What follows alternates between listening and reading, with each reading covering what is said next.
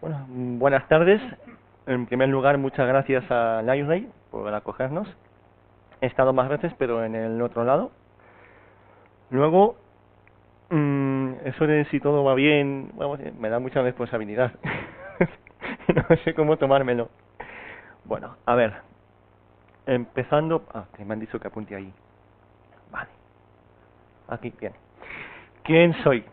Pues bueno, ya poco más que decir. Me llamo Eduardo Sánchez, Edu Sánchez Con, en las redes sociales. Poca participación, pero bueno, ahí estoy. Y trabajo como consultor tecnológico en Autentia. Autentia, pues si no lo conocéis, la mayoría de vosotros ya lo conoce, una empresa que nos gusta. Hacemos cosas guays, auditorías, desarrollos, formación, pero yo para resumir diría que estamos formados por gente que nos gusta programar. ¿Y de qué vamos a hablar hoy? A ver, para empezar, en un principio vamos a ver una introducción y las principales motivaciones de la programación asíncrona, también las ventajas, las desventajas que las tiene. Luego vamos a ver distintas implementaciones de hacerlo, centrándonos sobre todo en Java, en los futuros de Java 8.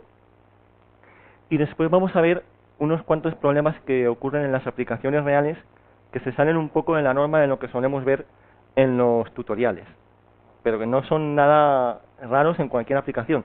O sea, suelen aparecer y cuando nos aparecen nos pegamos bastante con ello porque no está en el típico tutorial de aprenda futuros en una hora. Y después ya, si en el hipotético caso de que quede alguna pregunta, pues ya me las hacéis y vamos a ver si las podemos responder. Bueno, en primer lugar, ¿quién de aquí ha trabajado con programación asíncrona? Bien, bien, bien. ¿Y programación asíncrona en Java? Lo mismo. Vale, bien, más o menos la mitad aproximadamente. Pues bueno, he querido empezar con esta frase. Es simple, pero bueno, tiene su filosofía. Es de un amigo mío, no tiene por qué ser nadie famoso para que ponga yo una frase aquí. Y es que el secreto de la vida está en hacer cosas. Yo creo que es un poco la motivación de la programación asíncrona. Pues al fin y al cabo el secreto de la programación está en que el ordenador haga cosas, en que la CPU haga cosas. Y con la programación tradicional esto no es exactamente así, no hace todo lo que podría. Está bastante desaprovechado. Principalmente por dos motivos. Lo primero, para allá, es que la CPU pasa mucho tiempo esperando. O sea, en las llamadas a terceros, ya sea base de datos, APIs externas, lectura en ficheros, la CPU está literalmente sin hacer nada, al menos nada de la aplicación, hasta recibir la respuesta. Podemos pensar que esto es un impacto bajo, pero es que realmente en las aplicaciones comunes, CRUD, informes, de gestión, esto supone bastante más de la mitad del tiempo de la aplicación, al menos en el tiempo del backend, ¿no? Ya no hablamos de pintarlo y todo. Desde que una persona hace una llamada a la capa REST, se va hasta la base de datos y vuelve, pues fácilmente el 80% puede ser la consulta. Y es tiempo que en una aplicación monohilo se podría aprovechar mucho más. Y cuando no estamos haciendo llamadas a terceros, pues varios cores. En concreto, pues fácilmente 4 y en algunos casos incluso 8. Y muchas veces hacemos tareas que se podrían paralelizar. Y estamos usando solamente uno de los cores. Entonces, para eso nace la programación asíncrona. Que he puesto aquí ese gran desconocido, pero realmente es desconocido, porque la programación asíncrona lleva con nosotros más tiempo en el que podamos pensar, porque a todos nos suena todo esto. Android, iOS ya se creó con la sincronía en mente, tienen el hilo de UX y con el hilo de UI y el resto de hilos donde se hace todas las operaciones. A quien no le suena los comandos en Linux y en Unix con el ampersand para ejecutarse de fondo. La clase Runable de Java, pensada sobre todo para ejecutarse en hilos, Ajax, ese gran amigo nuestro. Y hay más, para las librerías RX, Parallel Stream, Java Util Concurrent, vamos, que en definitiva la programación asíncrona lleva mucho tiempo con nosotros.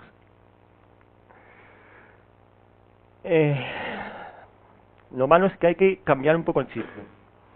Es diferente a cómo hacían las cosas en la programación tradicional. Sobre todo porque perdemos la secuencialidad. Anteriormente podíamos seguir el código y sabíamos que lo que había en una línea se ejecutaba cuando había terminado lo de la línea de arriba, a no ser que hubiese un if o alguna sentencia por delante, pero vamos, podíamos seguirlo bastante fácilmente. Y ahora eso no ocurre. No necesariamente la línea de abajo se empieza cuando acaba la de arriba. Normalmente no suele ser así incluso. Por eso lo que en la ejecución se encuentra después de una llamada, en el código se encuentra semánticamente, digamos, dentro de esa llamada. No podemos asumir que dentro de n líneas de código vamos a disponer del resultado de una llamada asíncrona. Por ejemplo, si desde un punto A hacemos una llamada asíncrona a un método B y queremos después ejecutar el método C, si lo ponemos en la siguiente línea, así sin más, no nos va a funcionar. Tenemos de alguna manera que indicar que queremos ejecutar C cuando termine B. Esto lo conseguimos con programación declarativa. Se trata de ir contando lo que queremos que haga, pero no justo en el momento que queremos que lo haga, simplemente qué queremos que haga y bajo qué condiciones.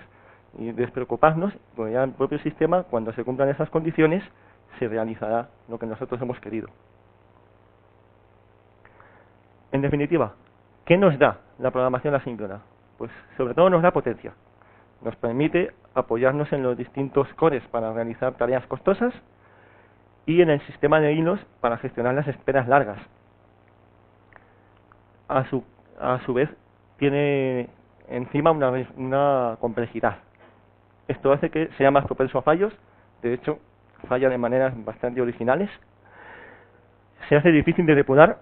Ya no podemos estar dependiendo del F8, F6, porque en el momento que hacemos una llamada asíncrona, perdemos el control. Tenemos que poner punto de interrupción en todos los hilos, en todas las llamadas donde vayamos a pasar. Se pueden quedar hilos colgados. Si hacemos una llamada y no le hemos puesto un timeout, pues puede estar eso colgado hasta que tiremos la máquina. Por tanto, también debido a eso se puede sobrecargar la memoria. Esto es especialmente grave porque un sistema síncrono, bloqueante, cuando se estresa demasiado, pues empieza a dar tiempos bastante malos y al final empieza ya a echar fuera las peticiones entrantes porque tiene todo bloqueado. Vale, pues un sistema asíncrono, no bloqueante, cuando se estresa demasiado y no está fino, también empieza a dar tiempos malos, pero no deja de admitir peticiones. Se siguen almacenando y si no tenemos puestos unas colas con límites o un mecanismo para evitar el mal mayor, nos puede tirar la máquina. Out of memory, y ocurre bastante. En definitiva, no nos flipemos. A ver, la programación asíncrona está bien, tiene muchas ventajas, pero usémosla cuando hay que usarla, bajo ciertas características. Luego ya vemos en qué casos viene bien. Pues si la usas en un CRUD normal, una aplicación que te va mostrando una tabla, no solamente te vas a cargar de complejidad, sino que encima no va a ir más rápido, seguramente vaya incluso más despacio. Y bueno, después de esta introducción, vamos a meternos un poquito en harina, ya a ver cosas más concretas. A ver, hay distintas implementaciones de los futuros, bastante maneras de hacerlo. Voy a describir unas cuantas, las que yo considero más, las que yo conozco más. En un primer lugar, los callbacks. Es con lo primero que vi. Un callback es una función que se le pasa como parámetro a otra función y que se realizará cuando termine la primera. En este caso, tenemos una llamada de jQuery, de Ajax, que le pasamos una página y la función de abajo se va a ejecutar cuando tengamos el resultado de la página. Bueno, pido perdón por poner código JavaScript en mi tablet de Java. Estas cosas las suele hacer Micael Gallego, pero yo no. Entonces, bueno, lo siento mucho, no volverá a ocurrir, me he equivocado. TypeScript. Los observers. Aparte de los callbacks, tenemos los observers, también llamados listener, que lo que hacemos aquí es la función que queremos que se ejecute de manera asíncrona, ya no la pasamos como parámetro a la primera función, sino que la tenemos desacoplada. Y además, desde cualquier sitio donde nos suscribamos, tendremos el resultado de la primera función cuando termine. Entonces no está en un solo sitio ni tampoco está en el mismo fichero, puede estar en varios sitios distribuida incluso antes de llamar a ese código. Desacopla un poco más la llamada de la respuesta. Futuros. Los futuros, estoy poniendo aquí los futuros de Java 5 hasta Java 7. Java 8 ya veremos que han cambiado. Bueno, no han cambiado, han añadido unos nuevos. En este caso, los futuros de Java 5 representan un trozo de código que se está ejecutando en otro hilo. Entonces, en ese momento no sabemos lo que vale, pero eventualmente acabará teniendo un valor.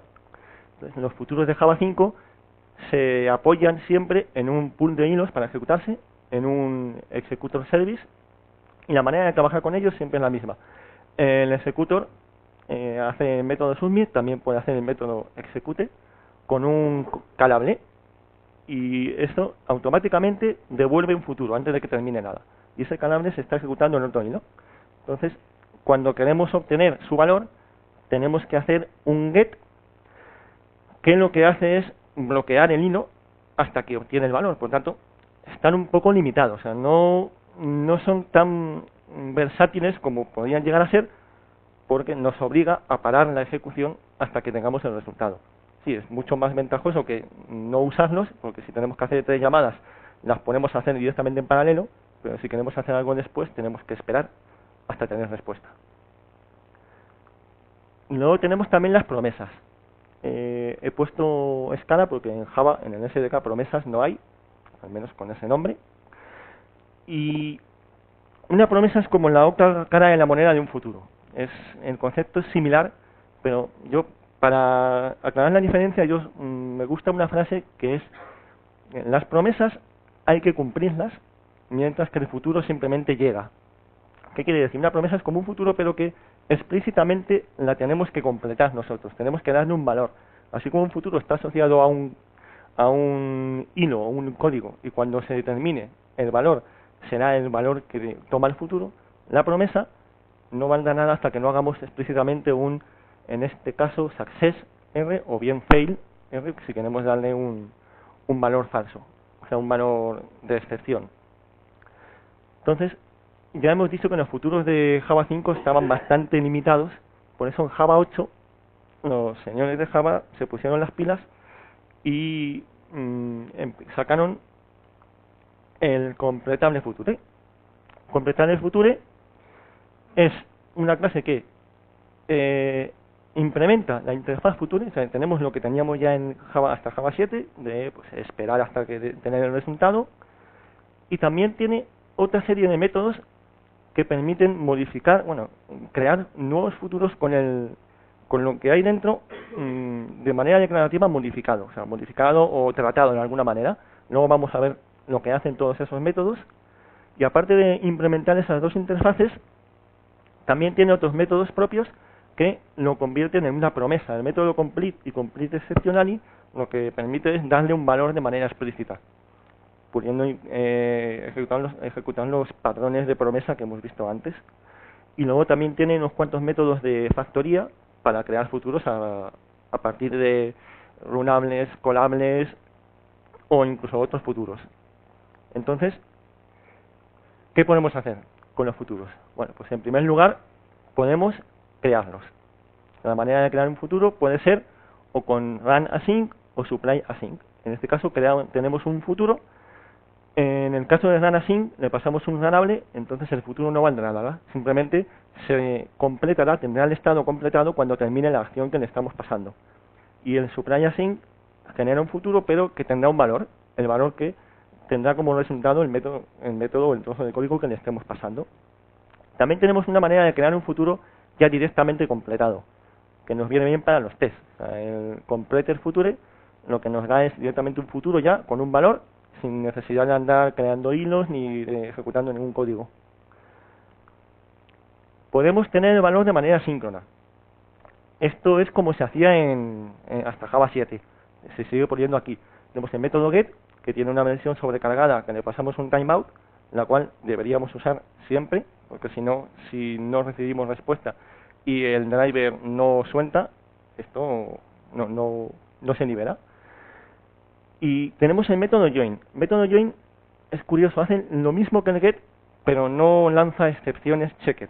Esto viene bastante bien para las lambdas. Este método se puede meter en una lambda y no vamos a tener que andar haciendo un try y un catch. Obviamente hay que meterlo bajo ciertas circunstancias. Bueno, sabemos que este método está bloqueando. Y el get now, bueno, como su nombre dice, es dame lo que tengas y si no tienes nada, dame este valor por defecto. Ojo, como hemos dicho, estos métodos, sobre todo el get y el join, son bloqueantes, bloquean el hilo que les está llamando. Entonces, habría que procurar usarlos lo más tarde posible. En las aplicaciones puramente asíncronas, lo que se suele hacer es pasar el futuro entre capas. O sea, la capa de los DAO devuelve un futuro y se la pasa a la capa del service, se la pasa a la capa de REST, y ya en la capa de REST, o incluso mejor aún, en un interceptor, o bien con una clase con AOP, ya ahí hacemos el get y esperamos. Normalmente hay veces que hay que hacerlo antes, pero hay que tratar de postergar esto lo máximo posible para que la aplicación vaya todo lo fluida que puede ir. Entonces, en lugar de esperar por el valor, lo que podemos hacer es ir tratándolo de manera asíncrona, de manera declarativa. Entonces, los métodos denApply, denAccept y denRun lo que hacen es crear otro futuro respectivamente con un valor cambiado por una función, o bien otro futuro que acepta un consumer y realiza algo con esa información, o incluso con el método, con el denRun, se ejecuta un runAbel que no toma datos de ningún lado ni escupe nada, simplemente pues puede ser para apuntar en un log estoy por aquí, una traza, o bien para cerrar una conexión de base de datos. Hay que tener en cuenta que los métodos den solamente se van a ejecutar cuando el futuro anterior se haya completado con éxito. Esto es importante porque si falla no va a pasar por ahí.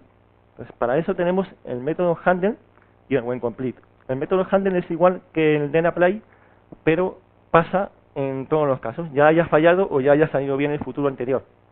Por tanto, nos viene bastante bien si queremos hacer una política de fallback para recuperarnos de ciertos errores, porque lo de arriba no se va a llegar a ejecutar nunca. Entonces, el whenComplete es similar, pero lo que hace es acepta un consumer que trata de alguna manera la información que le está llegando, pero devuelve el mismo futuro que ha obtenido. O sea, lo que es el whenComplete es a los futuros lo que el peek es a los stream.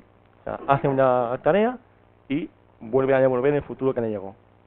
Pues viene bastante bien, sobre todo pues eso para trazas de log y cerrar conexiones de base de datos, hacer cualquier cosilla así aparte. A ver, otra cosa que se puede hacer, que se suele hacer bastante, es interactuar con otro futuro. Hay dos patrones típicos que son realizar una llamada dependiente de otra. Eso lo tenemos con el denCompose. denCompose, lo que hay dentro se ejecutará cuando termine el primer futuro, y es es como el flatmap de la programación funcional y de los stream, porque si en vez de denCompose ahí usásemos un denApply, lo que tendríamos no sería un completable future de integer, sino un completable future de integer. El denCompose lo que hace es aplanar eso y permite meter llamadas asíncronas dentro del código que tiene dentro. Y por otra parte está el denCombine, que lo que hace es devolver otro futuro cuyo valor es una función de dos futuros anteriores. Esto solamente se ejecutará cuando hayan terminado ya los otros dos futuros que está recibiendo. Aparte de interactuar con otro futuro, podemos también interactuar con muchos futuros. Tenemos el método anyOf, que bueno, es bastante intuitivo. Lo que va a devolver es un futuro con el valor del primero que se haya completado. Y el allOf es un poquito especial, porque lo que hace es devolver un futuro cuando se completen todos los anteriores, pero ese futuro es un futuro de void, no es un futuro de nada, porque hay que tener en cuenta que lo que se le pasa como parámetro al allOf es un array de futuros que cada uno puede hacer una cosa diferente. Por tanto, la respuesta no sabe de qué va a ser. No podría ser un futuro de muchas cosas. Pues simplemente es un futuro de void. Entonces, eso hace un poco complicado, un poco extraño trabajar con el método all-off, porque la manera suele ser, como tenemos aquí, cuando hacemos cualquier acción sobre el futuro que ha resultado de este método, tenemos que acceder a la variable de fuera de la lambda para poder tener los valores, porque la v esta es void, o sea, realmente acepta un calable, pero a efectos es como si estuviera aceptando un consumer, o sea, no va, un consumer, no, un rallable, o sea, no está tomando ningún valor de dentro de la lambda. A ver, aparte de un hilo con muchos futuros, tenemos también, como hemos dicho, usarlo como promesa. O sea, en este caso, hemos dicho antes que los futuros de Java 7 representaban un trozo de código que se está ejecutando en otro hilo, pero en Java 8, ya con el concepto de las promesas, no es así exactamente. También pueden significar simplemente algo que tendrá un valor, sin necesidad de estar asociado a otro hilo. Puede estar asociado, como en este caso, a un evento. Aquí tenemos como ejemplo una clase que lo que hace es avisar de un cierto evento único. Entonces, cuando se crea, lo que hacemos es suscribirnos al evento y crear un completable futuro a modo de promesa, que es un contenedor vacío que a todo el mundo que nos pida se lo vamos a dar. Le damos el futuro y en el momento que recibamos el evento lo completamos. Entonces, todo el que nos lo haya pedido lo va a tener ya disponible pues para ejecutar sus funciones de async, de apply, de run o lo que sea. Bueno, hasta aquí la parte, un poquito denso de lo que se puede hacer con futuros. Esto es lo típico que se puede aprender en cualquier tutorial de cómo trabajar con futuros. Pero, amigos, la vida es dura. Como dice Rocky, nadie golpea más fuerte que la vida. En las aplicaciones reales normalmente vamos a ver problemas que no nos resuelven los tutoriales. Pues vamos a explicar un poquito 3-4 situaciones que suelen ocurrir bastante frecuentemente, pero para la que no nos preparan los tutoriales y tenemos que andar siempre pegándonos con Stack Overflow. Entonces, como yo ya me he pegado un poquito, pues digo un poco lo que he sacado en conclusión. A ver, vamos a hacer un par de demos sobre hilos, porque al fin y al cabo el concepto de los hilos es lo más importante en la programación asíncrona, porque es algo que está ahí, pero no se ve. Entonces, como suele ocurrir con casi todo lo que está ahí, pero no se ve, al final acaba saliendo y nos la pegamos. Entonces, vamos a ver, voy a sentarme un poquito, que ahora ya viene la parte donde trabajáis más vosotros. A ver.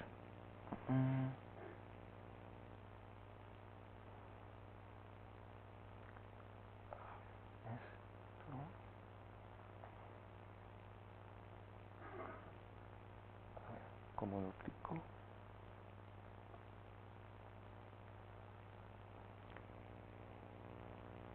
Aquí.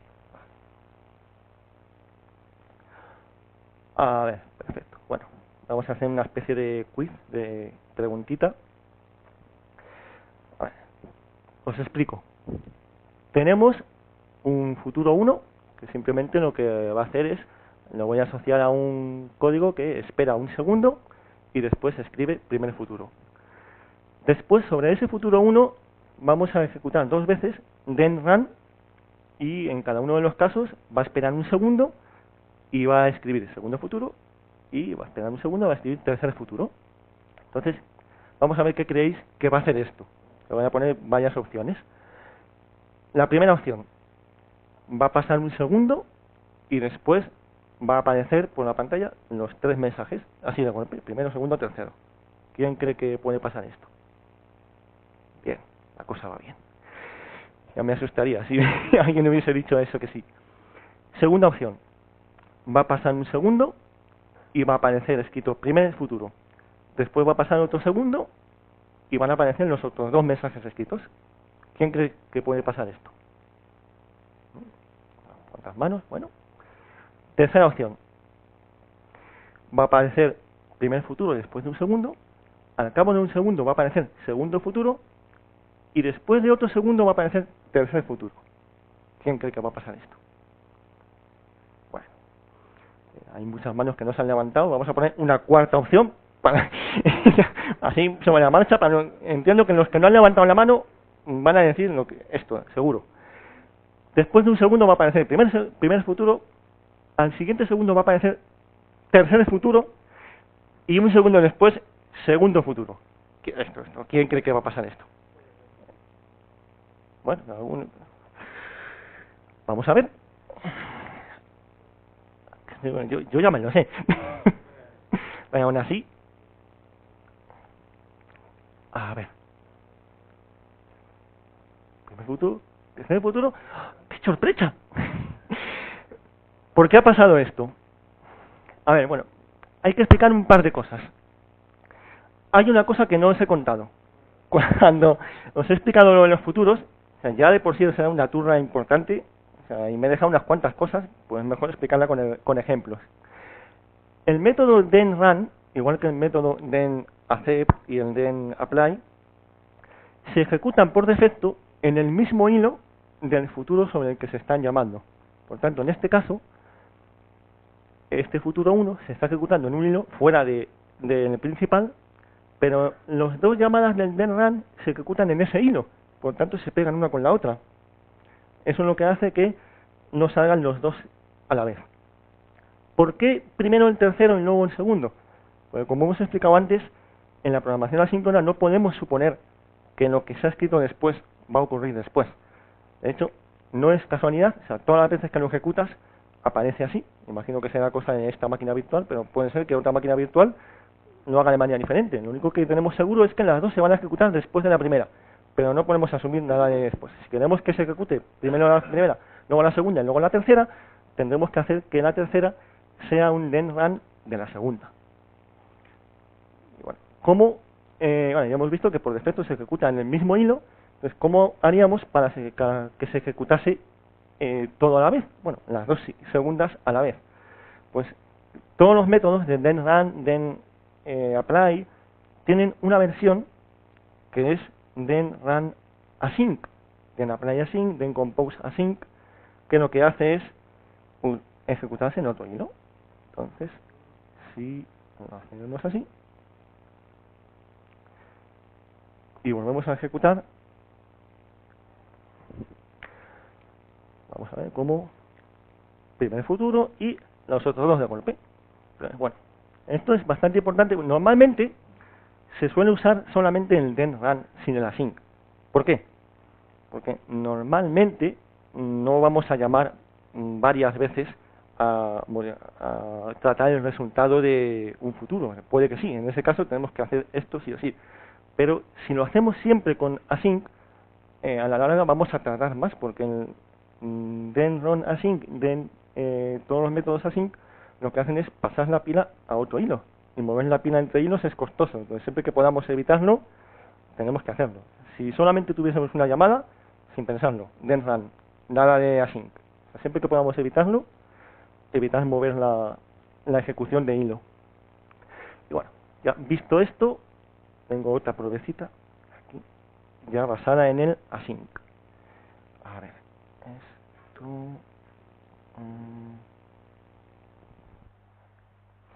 a ver, os cuento. Bueno, aquí ya hemos usado el... que 8 no me gusta. 7, que me gusta más el número. Perdona, por aquí una pregunta. Ah, vale. Tengo una pregunta, perdóname, sobre estos hilos que creas cada vez que haces un futuro, ¿utilizan el mismo, vamos a decir, executor service que utilizarían los parallel streams? O sea, ¿es siempre el mismo... ¿Se van a quedar hilos infinitos a la vez concurrentes o va a haber un máximo de X por de la plataforma? Pues te lo digo en 5 minutos. Ah, vale. Me he adelantado, perdón. No, pero está bien, está bien. Pero, de hecho, ahora lo vamos a ver perfectamente. Mira, aquí tenemos una lista de 7 futuros. Las 7 llamadas no nos interesa el valor, de hecho, no devuelven nada, son runables. Bueno, sí, devuelven algo, pero luego hago un all-off, así que no uso el resultado. Lo que me interesa es el tiempo. Entonces, vamos a hacer un all-off con 7 futuros, y cuando se termine, cada uno de esos futuros tarda un segundo, cuando se termine vamos a escribir. Entonces, bueno, como las ejecutamos todas en paralelo, lo presumible es que al cabo de un segundo, segundo y pico, esté todo completo. Entonces, si esto sale, ahí tenemos, segundo 30 milis, y ya hemos escrito. Vale, con 7. Pero, si le ponemos uno más, nos podemos encontrar con otra sorpresita. Y 2 segundos. A ver, esto viene a colación de la pregunta que has hecho tú.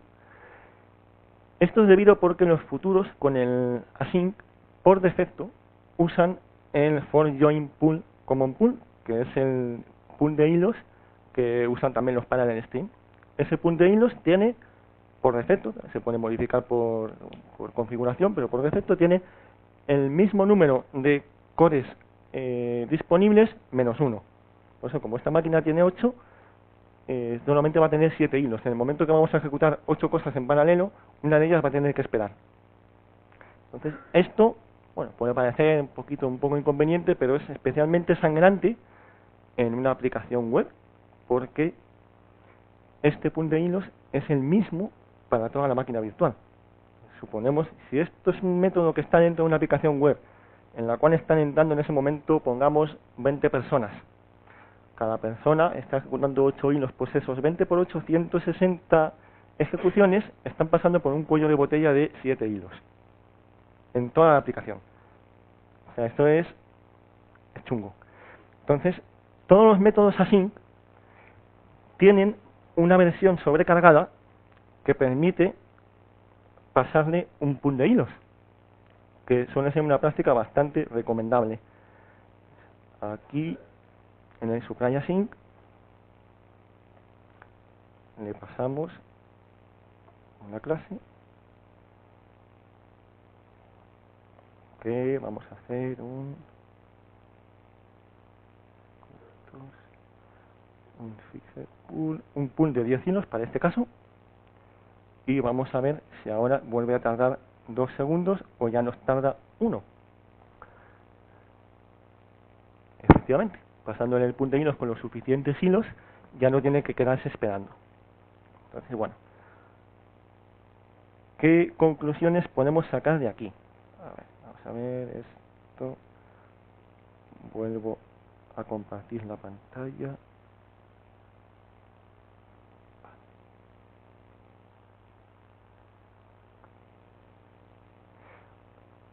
A ver, conclusiones. No quiero ser categórico, pero nunca usemos el common pool para tareas bloqueantes. Pues ya hemos visto que es el mismo pool de hilos, en este caso 7 hilos, en la mayoría de los casos 3 hilos, para toda la aplicación. Entonces, bueno, ya ser posible en tareas no bloqueantes, en una aplicación web tampoco, con lo que hemos visto, se comparte entre varios usuarios. Tampoco creemos un ejecutor en cada llamada.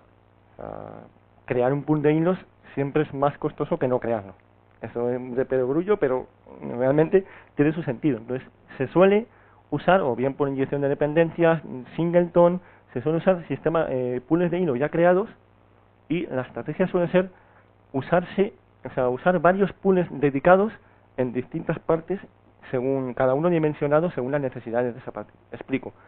Suele haber varios por capa, pues algunas capas necesitan esperar más que otras, sobre todo en distintos backends, distintos engines pueden necesitar distintos tipos de pools de hilos. Imaginamos que tenemos 2 sitios de donde sacamos información en nuestra aplicación. Uno es una base de datos no SQL que va como un tiro, y el otro es un servicio web por SOAP que va lentito. Entonces, pues puede ser bastante adecuado tener 2 pools diferentes en el que vaya al servicio web con muchos más hilos que en de la base de datos, puesto que hay más probabilidad de que se forme ahí un cuello de botella. Entonces, bueno, los hilos, esos grandes amigos. Ahora, otro problema con el que me he encontrado, y que no es raro, es la lista de futuros heterogéneos. Ya hemos visto que con el all-of tenemos un futuro que se completa cuando se hayan completado todos los que hay dentro, pero claro, da ciertos problemas cuando lo que hay dentro son elementos diferentes. Entonces, quería poner esto. He buscado la animación más cantosa de todas y he dicho, aquí que la pongo. Vamos a poner un ejemplo en el cual los vamos a poner en la piel de los trabajadores de Gran Hermano, no en la televisión, en la novela. Entonces vamos a hacer una aplicación como que estamos en el ministerio y tenemos que recolectar información de los ciudadanos. ¿Cuál información? Toda. O sea, toda la posible. Pues, a ver, ¿cómo haríamos esto? A ver. Volvemos a duplicar pantalla. Pues tenemos un objeto, persona, que tiene pues, cierta información, nombre, pasaporte, cumpleaños, una lista de seguros, información médica, académica, bancarias, la pareja. Esto es una demo, o sea, en la versión oficial se vería hasta el pedigrí de la pareja, o sea, el pedigrí de la mascota, por ejemplo. O sea, toda la información posible. Esto cortáis luego.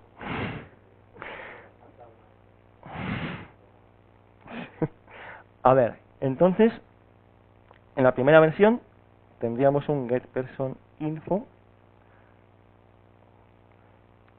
que, pues bueno, como hemos visto, tendríamos varios repositorios, cada uno que saca una información determinada y va devolviendo un futuro. Entonces, luego con el método all-of tendríamos un futuro que se completaría cuando se completasen todos los anteriores.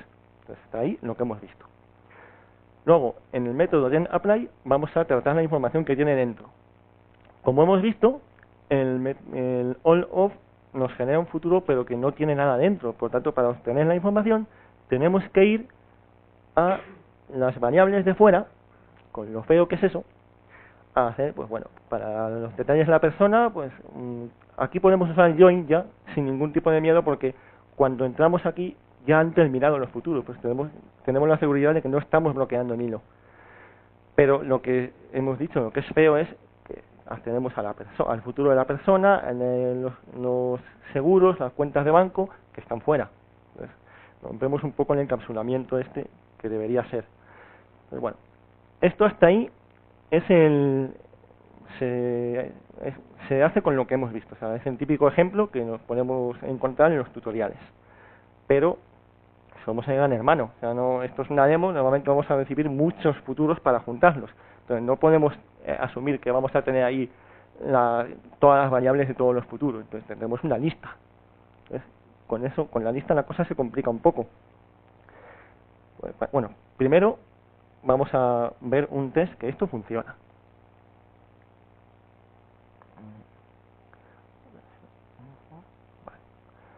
Bueno, aquí estoy haciendo todos los futuros, ya he puesto un pool de hilos con 64 hilos para que todo se resuelva en un segundo. Bueno, ejecutamos aquí y bueno, son todos datos aleatorios. Bueno, tenemos información académica, las cuentas, médico, tal. Bueno, esto es lo único que no es aleatorio, pero bueno, funciona. El típico ejemplo de Hola Mundo de futuros va bien. Como hemos dicho, se puede complicar más. En este caso, hemos juntado los futuros ya en una lista para que el método all-of bueno, hemos hecho un truco que se suele hacer con esto que hemos dicho, el problema que tenemos con el all-of, que genera un futuro de void. Se suele hacer un paso intermedio para, a partir de ese futuro de void, generar un futuro con lo que tiene dentro.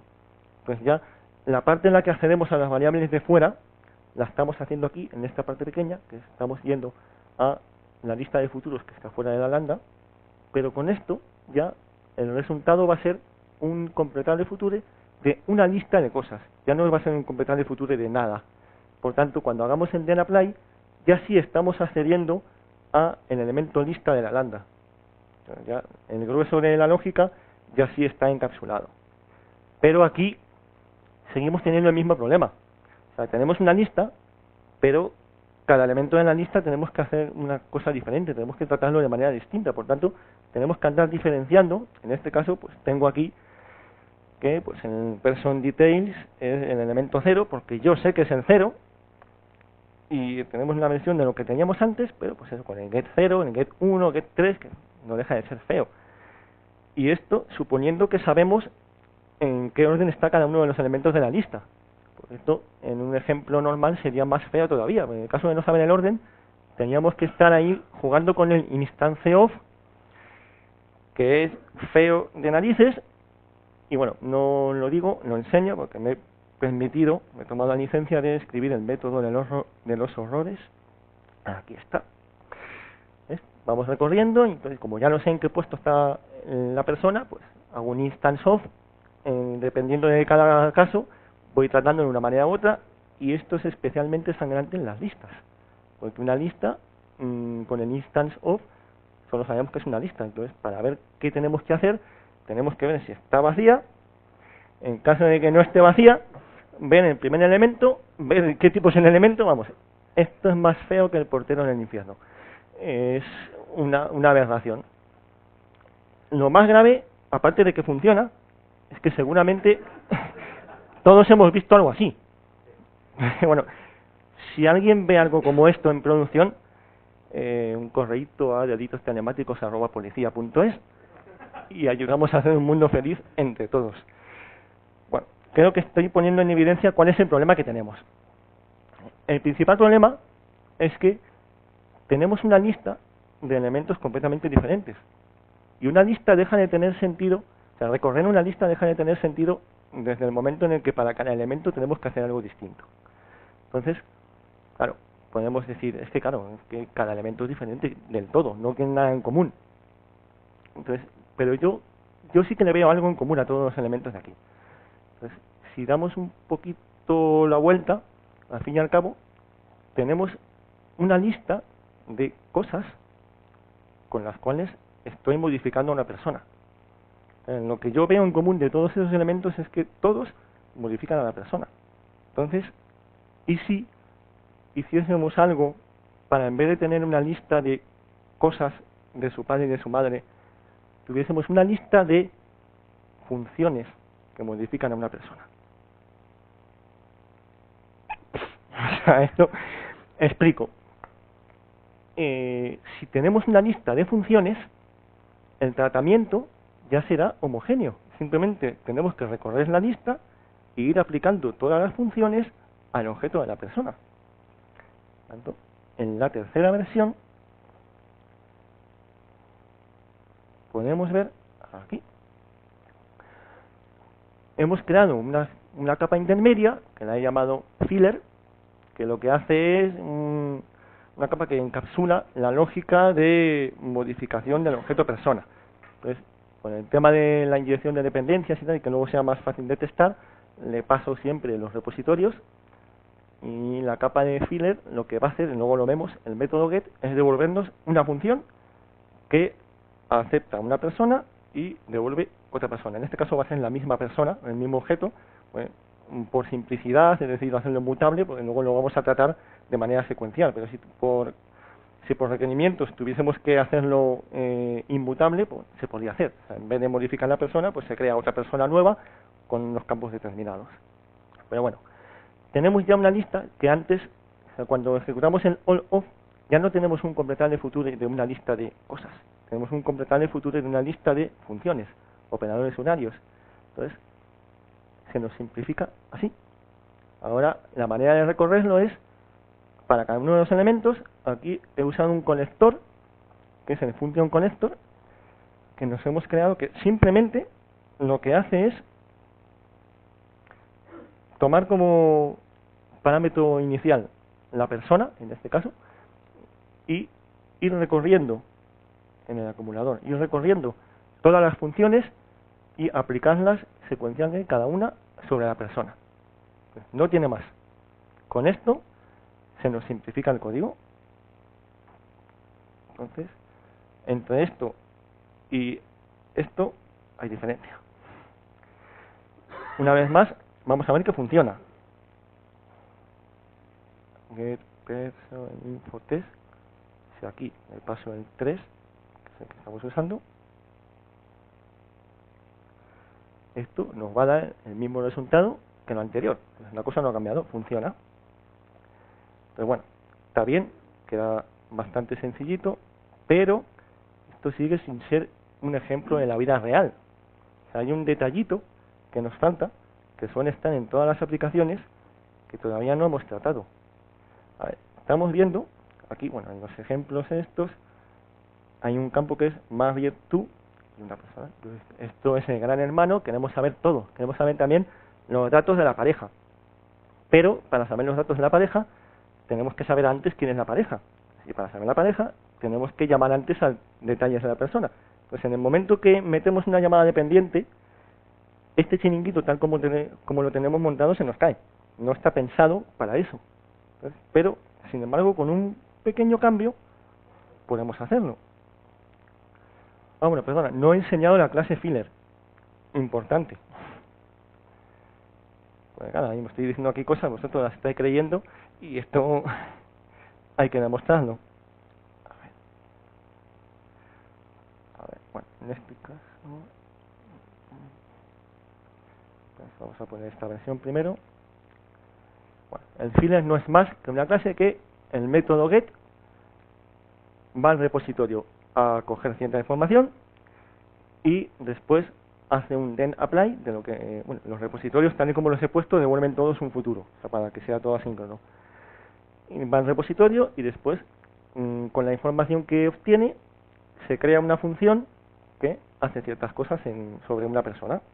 Vale. Una vez más aquí vemos que este método está haciendo dos cosas. Pues por el principio de responsabilidad única, vamos a separarlo porque yo aquí veo claramente que esto se hace en dos acciones. Entonces aquí podemos extraer una clase abstracta que básicamente el método get lo que hace es obtener información y crear una función. Entonces todas las clases que extiendan de ese método, o sea, de esa clase, solamente van a tener que preocuparse por implementar los dos métodos de obtener información y crear la función. Toda la lógica de que esto se ejecuta después y antes, tal, que dicho así puede decir, bueno, la lógica es que hay un then apply y ya está. Este es el caso sencillito, pero en el caso en el cual tengamos que depender de otra llamada anterior, la cosa se complica. Uy, ¿qué ha pasado? Bueno, entonces, para ponerse llamadas que dependan de una llamada anterior, lo que necesitamos es que estos fillers expongan también la información del repositorio donde están llamando. Ahora mismo lo único que exponen es una función. Si yo quiero usarlo como manera de obtener datos para llamar a otra función, tengo que tener una manera de acceder a esos datos. Por tanto, este es el abstract filler incomplete, y el abstract filler ya del todo tiene un método más que es getInfoPromise. Este método lo que hace es dar, lo que hemos visto antes, una promesa del valor del repositorio al que está llamando. De esta manera, las clases que la llamen, o sea, los fillers que dependan de esta, tendrán que usar esa promesa para poder usar su valor. Por tanto, lo que hemos hecho ha sido simplemente añadir esta parte de aquí. Entonces, tenemos el filler que obtiene información, después, con lo que ha obtenido, con el whenComplete, ya haya ido bien o mal, rellena la promesa y después, como antes, crea la función. Entonces, con esto lo que tenemos es la manera de pasar a una clase que es lo que yo he llamado abstract nested filler.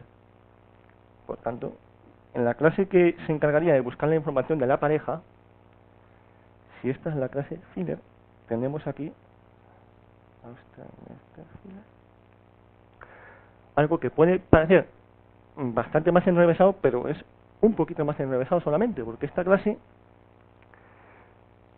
recibe otro filler previo, que es el que va a usar para llamar al then compose, y lo que hace es esperamos, bueno, esta clase, el código de evento se ejecutará cuando se haya recibido ya, cuando se haya completado la promesa del futuro anterior, y la primera parte que va a hacer es comprobar una condición, porque si hacemos una clase para hacer una llamada dependiente de otra, lo normal es que pongamos un mecanismo para saber si tiene que hacerse o no la llamada. Pues en el caso nuestro, por ejemplo, la llamada a la información de la pareja se hará solamente si hay pareja. Entonces, tenemos que poner siempre un mecanismo para permitir, o sea, decidir si hacemos la llamada o no. Entonces, aquí lo primero que hace es, si se cumple la condición, entonces la parte esta del código es exactamente la misma que la del file anterior. Busca información, rellena la promesa y crea la función. Y en el caso de que no se cumpla la condición, simplemente devolvemos la función de identidad. Todas las funciones que estamos devolviendo en los files se van a estar ejecutando sobre la persona. Entonces la manera tengo una persona y devuelvo a la misma persona. Entonces en los casos en los cuales no queremos ejecutar, devolvemos esto, la función de identidad, para que al ejecutarse todas, esta pues sea como pasar por encima. Y hay una cosa que tenemos que hacer sí o sí, que es el método handle. El método handle, como hemos dicho antes, es como el pick. O sea, se ejecuta y devuelve el futuro que tenía antes. Pero se ejecuta tanto si ha fallado como si no. Pues, ¿por qué tenemos que poner esto? Porque todos los files tienen que tener una promesa y tienen que encargarse de cumplirla en algún momento. Entonces, como hemos dicho antes, en los métodos then solamente se entra si el futuro anterior se ha completado con éxito. Entonces, en el caso de que el futuro anterior haya fallado, no va a entrar aquí y nunca va a entrar aquí. Por tanto, la promesa nunca se va a completar. Entonces, tenemos que tener un mecanismo para que llegue incluso aunque fallase la anterior promesa. Entonces, lo que va a hacer es, si falla la anterior promesa, pues directamente devolvemos la función de identidad y completamos esta promesa para que el que la llame, el que nos llame a esta clase, pueda seguir ejecutándose sin quedar separado indefinidamente, porque nunca vamos a completar la promesa. Entonces, bueno, la clase esta es compleja, pero tiene la ventaja de que toda la lógica está metida aquí. Entonces, todas las clases que van a extender de esta se convierten en clases sencillitas como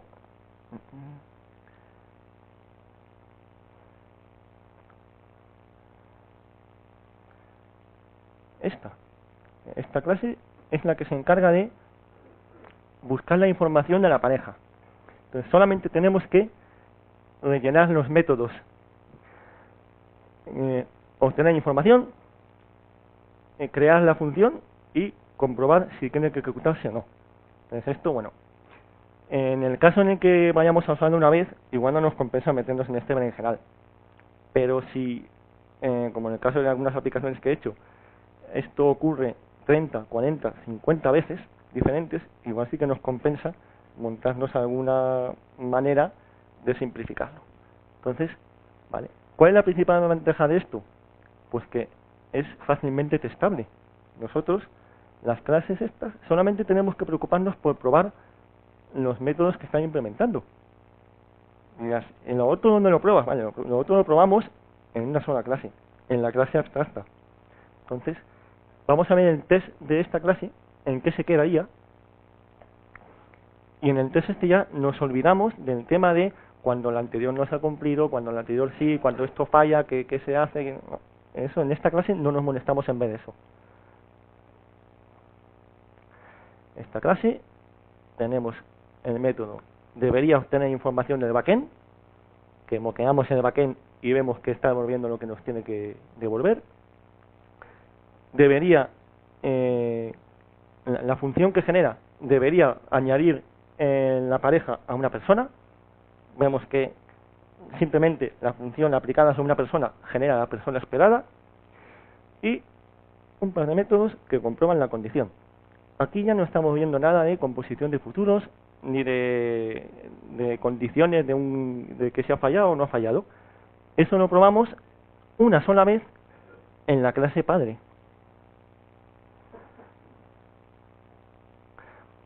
En esta clase, aquí sí, lo que hacemos es, nos vamos a crear una clase concreta con objetos. La manera más genérica de probar una clase es directamente que los parámetros sean object. Entonces, bueno, aquí tenemos un método para crearnos un filler concreto que le pasamos el objeto que queremos que sea la primera llamada, en lo que devuelva, y directamente lo que queremos que haya en la condición. Y probamos, pues eso, que debería devolver información y transformarla, transformar en input, que cuando la aplicamos sobre la clase, el objeto input, nos va a dar el objeto output, que cuando el filler previo falla, no debería cambiar el objeto original, sobre input devuelve input, y además comprobamos que nunca se llama al método obtener información, que cuando la condición falla, tampoco debería llamar a obtener información ni cambiar el objeto, y esta es la clase que crea el método concreto. Pues, ¿qué hemos hecho con esto? Acabamos de probar el 100% de la cobertura, tanto de código como tanto de líneas de código como de ramas. Pues todas las clases que creemos, a partir de ahí, ya no tenemos que comprobar ningún tipo de lógica de futuros porque ya está comprobada una sola vez y con objetos, que es lo más genérico que podemos encontrar. Por tanto, tenemos una manera fácil de cumplir los requerimientos que podamos tener de cobertura, de test. Bueno, es un poco denso, pero a ver. Bueno, falta ver el test, que así si no nos lo creemos y no. Info 4. No, esta es la clase. Info 3, vale. Le pasamos la clase cuarta. Esto es fácil de ver si estamos ejecutando porque debería salir información de la pareja que en los anteriores no tenían. Aquí tenemos el chorizaco y lo último aquí vemos que es efectivamente partner, la información de la pareja que se ha ejecutado porque más virtud no era nulo. Bueno, a ver. Y con todo esto, con toda esta chapa que os he soltado, ¿qué conclusiones queremos sacar? Esto.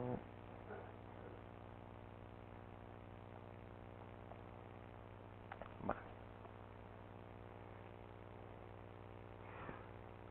¿Qué hemos sacado en limpio de esto? A ver. La programación asíncrona es potente. Ya hemos visto que permite ahorrarnos bastante tiempo, sobre todo si hay que llamar a varios sitios en paralelo. Usémosla con criterio. Ya hemos visto que no vale para todos los casos. Solamente debería ser usada si existen varias cosas que se pueden paralelizar o hay que llamar a muchos sitios, bastantes, no estamos hablando de 2 ni de 3, y se pueden llamar con la información que ya disponemos. No tenemos que esperar a que termine uno para poder llamar a otro. Cuidado con los thread pools. Va a ser el mayor quebradero de cabeza que tengamos. Cuando todo haya funcionado, haya pasado en los tests y nuestra demo haya funcionado todo perfecto, en los tests de carga y en producción, seguramente hasta que no esté bien tuneado el tema de los thread pools, nos va a dar muchos problemas. Sobre todo es muy importante hacer test de carga, pues salen cosas que no salen en una ejecución normal. Y Solid es tu amigo. Lo que quiero decir es que da igual la tecnología con la que trabajemos, el paradigma bajo el que estemos programando, si aplicamos patrones, buenas prácticas, test, siempre vamos a acabar llegando a una solución más manejable, más limpia y más fácilmente ampliable. Y podéis atacar. Ahora ya. ¿Pregunta? Bueno. Sí. Tips cuanto a los tests. O sea, consejos que nos puedas dar, porque hacer test de cosas con futuros tiene su cosilla. Los test con futuros suelen ser algo más tediosos que los test normales, por tanto, hay que tratar de repetir lo menos posible, como he dicho yo aquí. Si puedes abstraer el comportamiento entre los futuros fuera de las clases que realizan la lógica de negocio, pues vas a tener que hacer el test solamente una vez. Pues si no hubiese hecho la clase abstracta, toda esa lógica de cuando el primero falle, entonces tiene que devolver la función de identidad. Cuando la condición no se cumpla, entonces eso tenía que hacerlo en todas las clases, siempre y cuando asumiendo que tenemos unos requisitos de cobertura determinados. En muchas empresas tienes que tener un 80-85% en todas las clases. Por lo tanto, tienes que estar obligado a repetir todo eso, a menos que hayas conseguido extraerlo. No siempre se trata de lo mismo. Si puedes emplear la función completed future, que directamente te da un futuro completado ya, pues te ahorras todo el tema de los hilos. ¿Más preguntas?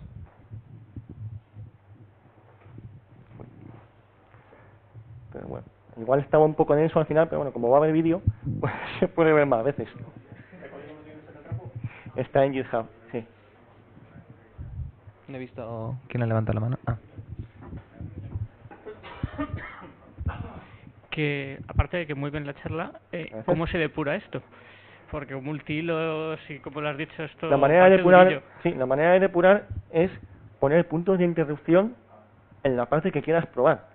Porque en el momento que haces una llamada asíncrona, si haces un F6, ya lo pierdes. Pues vas a ir a la siguiente línea de ese hilo, que no es la que está en la llamada asíncrona. Tienes que poner el punto de interrupción en la función a la que hayas llamado. Entonces ahí sí, se parará ahí, en esa función. Cuando hayas salido de ahí, volverá a la ejecución. Bueno, en ese caso, no, volvería directamente. O sea, lo siguiente que se ejecutaría después de hacer la llamada es la línea de después. Lo que tienes que hacer es directamente de para adelante y que te salte el punto de interrupción que pusiste en la función. Esto con Synchronize, transacciones y tal, puede llegar a ser doloroso. Yo cuando veo Synchronize me entran temblores. O sea, si puedes evitarlo, porque Synchronize lo que hace es bloquear. O sea, ya no bloquea el hilo, bloquea todos los hilos. Depende de cómo se esté ejecutando. Pues eso solamente para librerías especializadas y componentes. Cuanto menos toque Synchronize, mejor, peor. Gracias.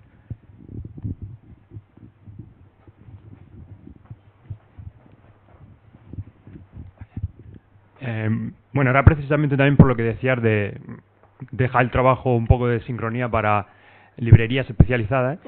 Entonces también me preguntaba en qué caso nos viene bien utilizar esto o pensar más bien, también en comparación con la nueva API de streams de archivos de Java 9 o algunas implementaciones tipo RX Java o la nueva de AK. Pues, ¿En qué conviene utilizar cada cosa? Se pueden usar en los mismos casos, porque al fin y al cabo son implementaciones diferentes de asincronía. O sea, las librerías RX, la AK y estos futuros lo que hacen es tener un contenedor con un valor que valdrá algo y métodos para modificar de manera declarativa eso. Entonces, todo esto que he puesto se puede aplicar. De hecho, en un proyecto lo he estado haciendo, pero con futuros de AK. O sea, es lo mismo, el concepto es el mismo. O sea, es el lenguaje diferente, el API es un poco distinta, pero es el mismo concepto. Es llamar a métodos, en ese caso se puede llamar flag map en vez de compose, pero la filosofía es la misma. Pues ya ahí habría que ver, para ver cuándo se debe usar una y cuándo se debe usar otra, un estudio más fino de qué cosas concretas te da, pero a grandes rasgos el código te va a quedar similar.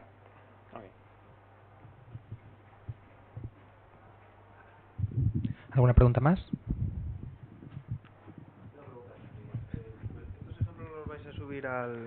Está en mi repositorio. En la charla al principio sale. ¿Sí? Gracias. A ver, la URL. Bueno, en GitHub. A ver. Sí.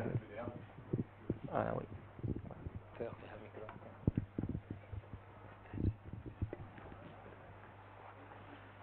¿Sí está? GitHub. De todas maneras, luego ahora, cuando estemos con las pizzas, pongo un tweet con la URL del repo. Entonces, no sé si está hasta el último commit, vamos, en casa esta noche sin falta, lo sube. Bueno, los nested y todo esto están, pero a lo mejor en falta alguna cosa de un santo en línea para que se vea mejor en la pantalla esta, pero vamos, que está el código.